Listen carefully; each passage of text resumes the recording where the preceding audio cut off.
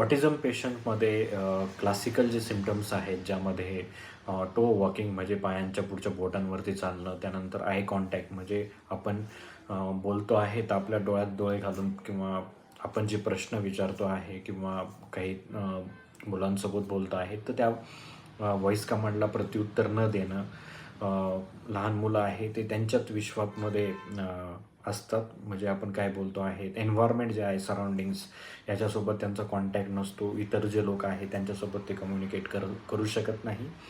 असा एकंदरीत autism spectrum डिसऑर्डरमध्ये लक्षणे आपल्याला बघायला भेटतात. आता यामध्ये उपचार पद्धती जी आहे तर साधारणतः ॲलोपॅथिक लाईन ऑफ ट्रीटमेंटमध्ये यासाठी कुठलेही औषधं नाहीत, परंतु स्पीच थेरपी किंवा ॲप्लाइड बिहेव्हरल थेरपी किंवा ऑक्युपेशनल थेरपी ज्या आहेत म्हणजे उच्चार सुधारण्यासाठी किंवा दैनंदिन कामांमध्ये थोडीशी वाढ होण्यासाठी हे सगळ्या गोष्टी केल्या जातात.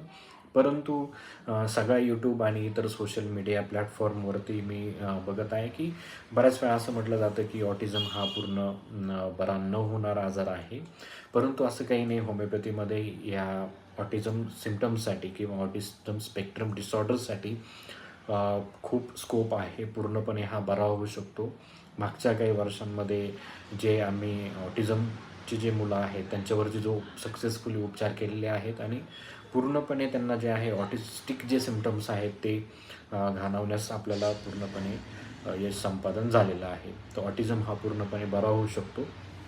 सगळ्यात महत्त्वाची गोष्ट असते ऑटिझममध्ये की अर्ली फेजमध्ये म्हणजे वयाच्या जेवढं लवकर आपण होमिओपॅथिक औषधं सुरू करू तर सक्सेस रेट जो आहे आपल्या ऑटिझममध्ये हा आपल्याला खूप चांगल्या पद्धतीचा असतो. जसं जसं वय वाढतं तसं आपल्याला जो ट्रीटमेंटचा जो कालावधी हा पण वाढतो.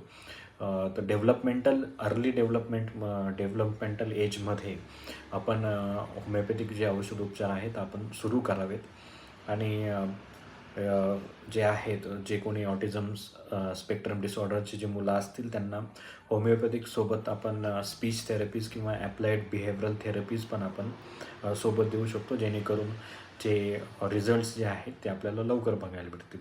धन्यवाद.